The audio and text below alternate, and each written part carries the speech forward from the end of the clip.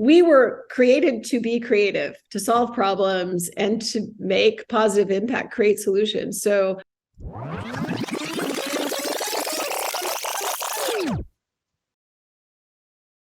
hey, everybody, welcome back to another episode of the Richer Geek. Something a little different for you today. We have JiNan Glasgow George. She is an expert, if I may say, on intellectual property. And when I say expert, if you have talked in front of the UN Economic Commission for Europe, featured speaker at IP conferences around the world, including New York City, San Fran, India, Italy, all over the place. A Forbes contributor, author of her new book, which we will get into. It's The IP Miracle. And she has actually advised the Senate Small Business Committee and several congressional offices on IP and cryptocurrency. Wow. How you doing? I'm great. Thank you so much for having me on the show, Mike. Absolutely. So, in all of this, let's talk about, people think of intellectual properties, but they don't really know and understand. Tell us a little bit about what that actually means. Yeah, I guess a good way to get into it, when I introduce myself, I usually say I'm a recovered engineer. I had a first career in new product development, research and development, like making new products for an industrial company. And one of the things that I've carried into practicing patent law is this amazing reality of the world we live in. There is only one truly unlimited resource, and that's ideas, right? That's the good news. It's unlimited. You can't exhaust it. God created us in his image and likeness. We can create, indefinitely. Bad news. Ideas are worth nothing. They're worth nothing on their own. People are afraid someone will steal their idea. Your idea in your head isn't worth anything. Intellectual property is just about transforming those ideas into assets, right? And there are different forms. There are different types of intellectual property to create these assets. And that's what my law practice in EOIP is all about. I'm a former examiner with the Patent Office, but my law practice has focused on supporting entrepreneurs and investors because these assets are usually the most valuable assets in any business, right? And entrepreneurs are all about impacting the economy, creating jobs, creating wealth. And so intellectual property and innovation at the heart of that. Yeah, throughout history, there's been, especially in the earlier days of intellectual property and patent, where someone has invented something and someone, I don't know if you say stole it, but they said, oh, that's a really good idea. And they went and patented it. And the true entrepreneur, the guy who actually came up with it, or gal, was left with nothing. It's so bad. Yeah, those are hard stories to hear. You mentioned my book, The IP Miracle. One of the reasons I wrote it was for entrepreneurs and investors. It's not a patent law treatise. It's really about these are the essential things you need to know so that you don't make those fatal mistakes. A lot of those stories are because there are mistakes made. Either the patent scope isn't correct, the filing had some issues with it. And this is a hard reality, right? Because for all those people who have tried patenting, it's expensive. It takes a long time, a lot of the times. But here's the deal. 95% of all patents make no commercial impact. Why is that? Because they're done in isolation. It's just this idea on paper. That's the minimum. That's the minimum way to get a patent. It's not how you create a valuable asset. So the reason I wrote the book was to kind of highlight what to avoid and what to make sure that you do to ensure that you are creating valuable assets that will make commercial impact. I'll give you an example and maybe you can help us out on how people can protect themselves. I have a really good buddy who invented something, patented it, and then was told by this larger company that they're going to buy it, bring him into the fold.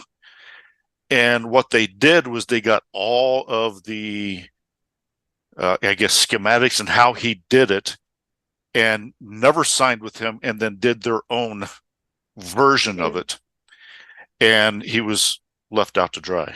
How can Yeah. you protect? That's a tough scene. One of the reasons that's possible is because, again, the scope is too narrow. Like, a lot of people come up with an invention and then they really want to file the patent on it. Say, for example, like, you have a new pen design that is like revolutionary and you want to improve, on anything else that's been out there. Well, this is not the first pen. And what is so unique value proposition of your invention? That focus is too narrow. You want to start there, but then you have to think about how would others work around you? Like, here, it's a twisting activator of the writing implement. Is it rechargeable? Is it refillable?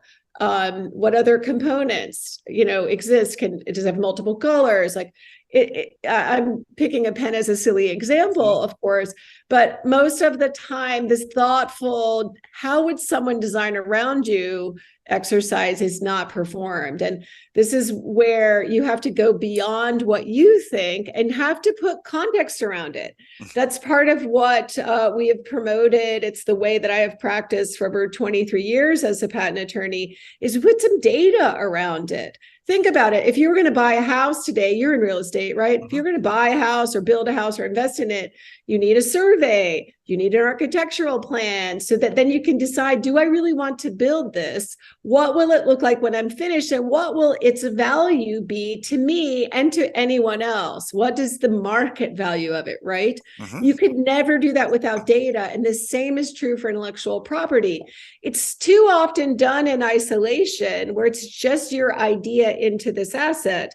But if you do data, think of our patent forecast software is creating a visual as well as the substance underneath it, kind of like Google Maps, but for patents. So you can get that survey, the big picture from on high. What are the metes and bounds of what the invention would be?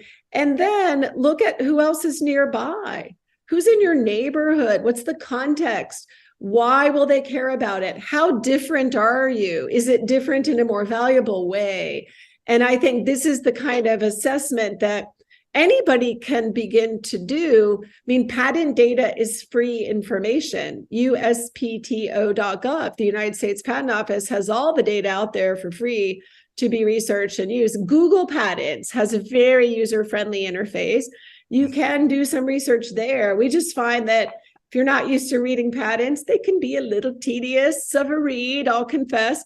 So it has a deterrence on a lot of people digging in. But if you're going to create a valuable asset, you need to do this context research to understand, what would your asset look like? What's your architectural plan before you build it? Just going to a patent attorney, remember, attorneys, God bless us all, we are generally reactive. You go to an attorney and ask them to do something, they do it for you, rather than proactive. Our approach is use this data, stimulate some Q&A, broaden the scope of it, then you file, differentiate and file. So this platform that you have on forecasting. Yeah.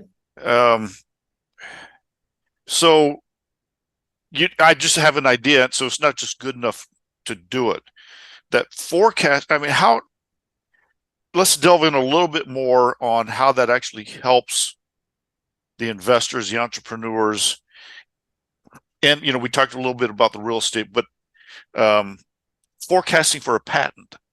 Yeah. So a lot of the time, this sort of research, and even my prior software company, Neopatents, we took a static approach, looking at something like a landscape, right? The analogy to land and the market's pretty helpful. But in truth, I switched over to patent forecast, which has machine learning and AI, because patent data is changing every week. It's more like the weather. Like, how often do you look at the weather app on your phone? Like every day, every week?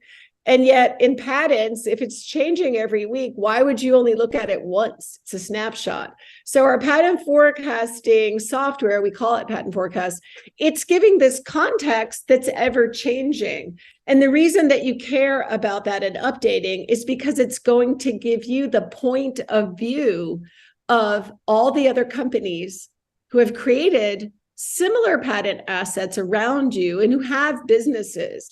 Those who value their intellectual property are more likely to value yours.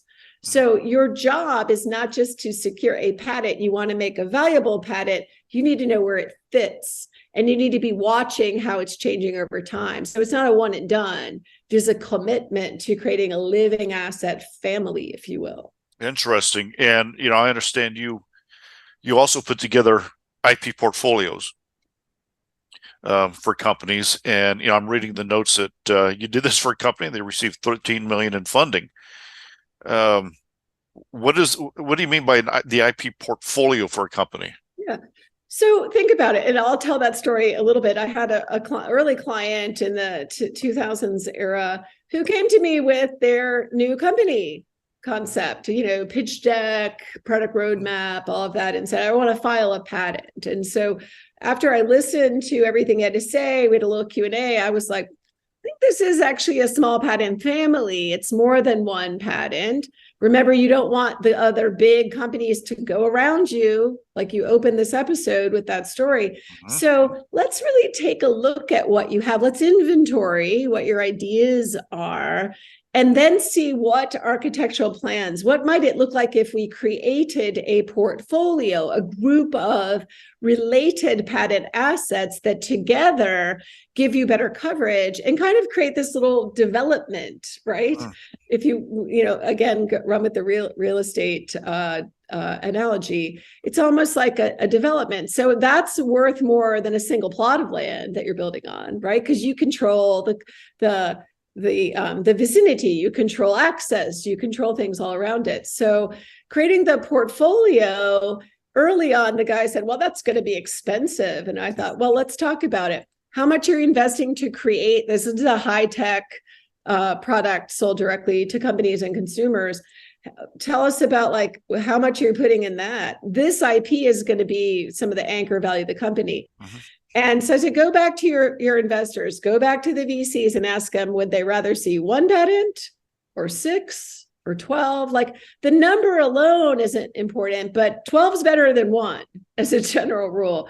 And so we set about the plan and we prioritized it according to his business plan and product roadmap. And we continually looked at it like this pattern forecasting. It's weather, it's changing. Your company pivots a little. You need to shift the way your patent strategy that we create up front has to match and align with the business strategy, right?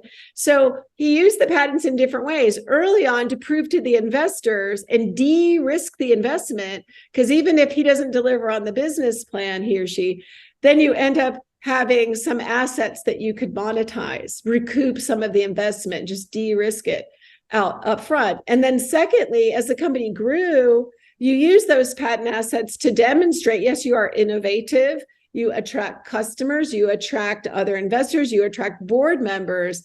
And then ultimately, because the portfolio, this family of patent assets that are related, strategically developed, was valuable in that market context, the Google Maps for patents, if you will, patent forecast, we could demonstrate it. Their experts could confirm it. They were able to borrow as just non-recourse debt financing, $15 million secured only by the patent portfolio. That's good business. Those are valuable assets.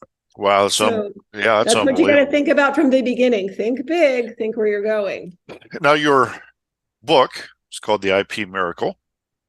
What's the miracle part? What is... Miracle. Yeah. I mean, it is the miracle that human beings alone create intellectual property. AI doesn't do it. AI is not an inventor. Robots are not inventors. Computers are not inventors. People, copyrights, right? People create them. Patents, inventions, people create them. And so the people factor, and again, that we have each person an unlimited resource of ideas. That's the miracle. You can always solve problems. Problems exist. You solve them in a unique way that's valuable commercially. Then that's an asset that you can create. just with words. Mm. Isn't that fabulous? This legal mechanism gives you the most valuable asset usually in the company, and that's the IP, intellectual property. And they can live a long time. Patents live 20 years from your filing date, right? Trademarks can last indefinitely as long as you continue to use them. That's an indefinite value as long as you have continued use. Copyrights are at least 75 years after the death of the author. So these assets, trade secrets, forever, if you can keep it secret, right? And then you have data. All of these things are generated by human beings. And I do think it is a miracle that we can create assets out of words, create assets out of drawings that are super valuable in any industry, from high tech and computer software all the way to biotech and pharma, even widgets, if you will, mechanical things. Patents cover all of it. Yeah, some of the most ingenious, simple things were patent, the paperclip. And it's like, wow, why couldn't I have come up with a paperclip, Toothbrushes. Toothbrushes. Everything around you is patented. Pens there are so many flashlight patents, and a lot of patents just on the activator, the switch, the on off. Is it at the end cap? Is it on the body? Do you see what I mean? Like the functionality, if it's solving a problem, it's improvement, it's worth looking at. You might decide after you do this, data context exercise that it's not going to be that valuable, then don't do it. But at least you can make a business decision about whether or not you invest more time, energy, and money to create the assets. Now, in your book, The IP Miracle, you talk about, this might tie into the miracle part, the faith-based business principles. Tell us a little bit about what you mean by that. Yeah, I mean, even at the origin of ideas, my belief in God and Christ is that we are created in God's image and likeness. Like, we have power to create, and it's through our words that we do it. Think about it. Your business plans created by words. We were created to be creative, to solve problems, and to make positive impact, create solutions. So that's, I think, at the heart of it, or at the very foundation of it. And then from there, the people factor, valuing people as part of your culture, that it's by encouraging creativity and creating a culture in your business that is positive, that is joyful, that is inclusive, that is, curious, that you ask questions and people are encouraged to try things and see how they work out. I mean, I think from the smallest company to the largest, remember, all great things start small. The other faith-based side is, I believe that by transforming these ideas into intellectual property or IP assets, that's another angle on the parable of the talents that Jesus told. And that is, we are each given talents according to our ability. And we are expected to invest them, use them, deploy them, and then they're multiplied, and that brings return to us. That's a wealth creator, and God does give us the ability to create wealth. So there's my faith in a nutshell on that. That's why I love doing this work. Yeah, it's very, very good. You also talk about, and everyone, again, the book is The IP Miracle.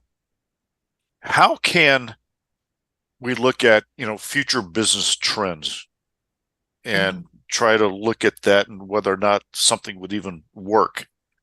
This is a fun question because most people don't pay any attention to patents and patent data. Most funds, analysts, et cetera, they might know, okay, do you have them? It's a checkbox, yes or no.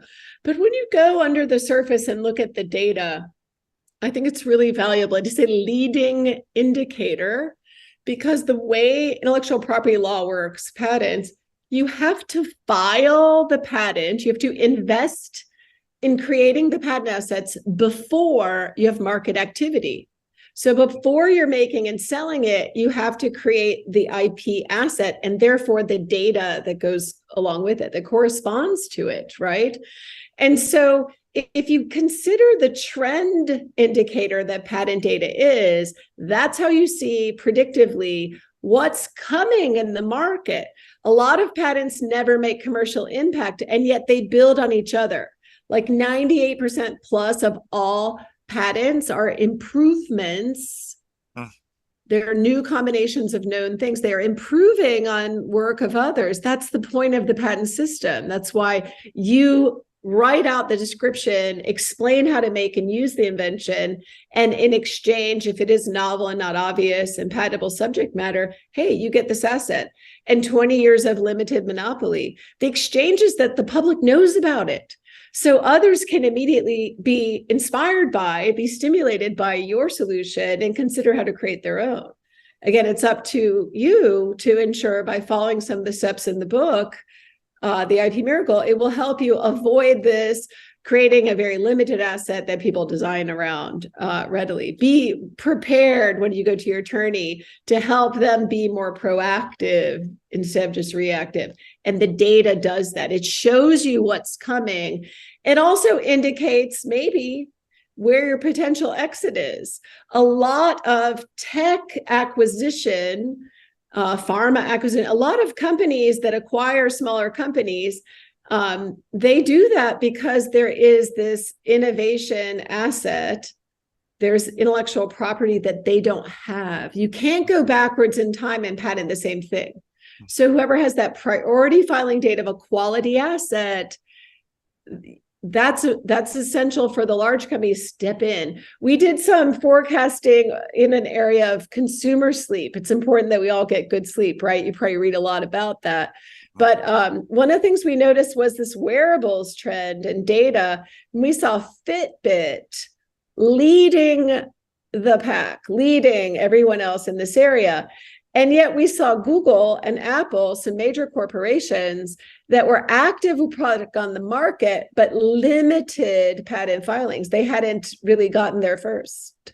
So we were projecting almost a year ahead of the acquisition by Google of Fitbit that either Apple or Google would do it because it filled a gap in their portfolio. This is public info. Everybody can see this. So use patent data in novel ways more aggressively. It is a little tedious, I'll confess, right? If you're not used to reading scientific and technical and legal things. However, it is a super rich data source. It's great. You can even see who the leading innovators are. Like if you just want to get a job with a great company and you're interested in medical devices, you can see who the top innovators are, who the inventors are, and reach out to them, connect on LinkedIn. I tell this to students all the time. Whatever your area of interest, you can become expert pretty quickly. You can know who to connect with, who to network with, and maybe who to get employment with. Yeah, because you can see, like in the tech world, who's coming out with new products like constantly because they have a great R&D and they have a good, I guess, that entrepreneur spirit. And then you see some of the big companies that if they want to do something, like you said, well, I'm just going to wait till someone invents it and we like it, and then we'll just buy that company. And it's just amazing, the two different sides. Now, every October, we want to get into, you have a conference. Yes. That you have. It's called Eclipse. Yeah. It's called the Eclipse IP Futures Conference. So we're looking at kind of with a futuristic bent, if you will, some technology trends, industry trend areas. And it's an invitation-only conference that we bring together about 120 people who are kind of a mix. Maybe it's a little bit of matchmaking, but we bring together investors, so venture capital, private equity, and some angel investors, about a third investors, about a third entrepreneurs who, often very serial entrepreneurs with some track record of success. And we bring together experts and some executives to have interactive sessions around some content that's fascinating. This will be our 10th year in 2023. But in 2022, we had Silvina Moschini, the first Latina unicorn, was our keynote speaker. She invented the unicoin. We were talking briefly about crypto, but also the Unicorn Hunters show, along with Steve Wozniak and others. So, kind of a celebrity there, if you will. And Andre Swanston, amazing entrepreneur who told the story of how he launched his own business, came out of the financial world, launched his own business in tech, and kind of got to this point. We had $9 in his account and took it to 9-figure exit.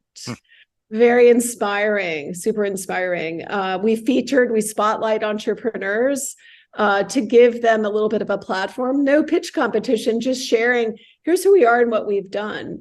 We featured a company with an innovative undersea radar technology called CDAR.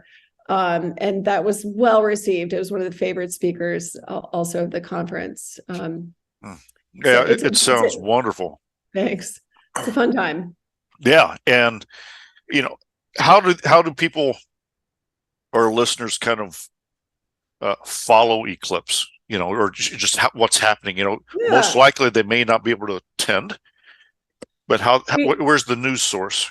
Yeah, we do feature some video content in more recent years. We also tried on in 2021 kind of a live cast, if you will, and then some I guess I would say some edited clips or some, meaningful clips from the conference we have on my YouTube channel, JiNan Glasgow George, my YouTube channel. You can kind of check out speakers from past years, but you can follow up on it and just engage with me through LinkedIn, JiNan Glasgow George on LinkedIn. And, just reach out to me at NeoIP if you have some interest in that. But I'd love to hear feedback from people on any of the video clips. We have heard so far that many people have found it useful and, have then requested to participate. So thanks. And so that's where people could, like, if they have the patent questions, they can reach you on LinkedIn and. Yeah, on LinkedIn, or they can email info@neoipassets.com. Make an inquiry there, and our team can reach out to you if you have patent questions. Perfect. So 2 last questions. What advice would you like to leave our audience with? Maybe the ones that are investors, maybe some of them are entrepreneurs. So I think for investors, I would certainly say ensure that you properly diligence companies on the IP assets. A lot of times, and we see early stage investors and even some sophisticated venture don't fully diligence the IP, which includes, confirming the scope, the value of it, putting context around it. I think for entrepreneurs, I say typically inventory what you have. Most entrepreneurs are not fully capturing intellectual property. So you're leaving asset on the table by not converting ideas into intellectual property assets. So be sure that you look around, that you understand where IP comes from, that is in your business, who are the people who create it, and ensure that you own it. That's a mistake, easy to avoid. Ensure that you have contracts with all your employees and contractors, that you own the IP. And make sure no one's already patented it. Right. And that's this research and analytics, right? Yeah. Patent forecast, and certainly anything that you can even do through, again, online free resources. You need to know what the examiner is going to do before they do it. It's all public data. So don't miss that step. Where can people find the IP Miracle? It's on Amazon and places where you listen to the audiobooks, but Amazon has it all. So check them out. There Perfect. You go, Jeff Bezos. There you go.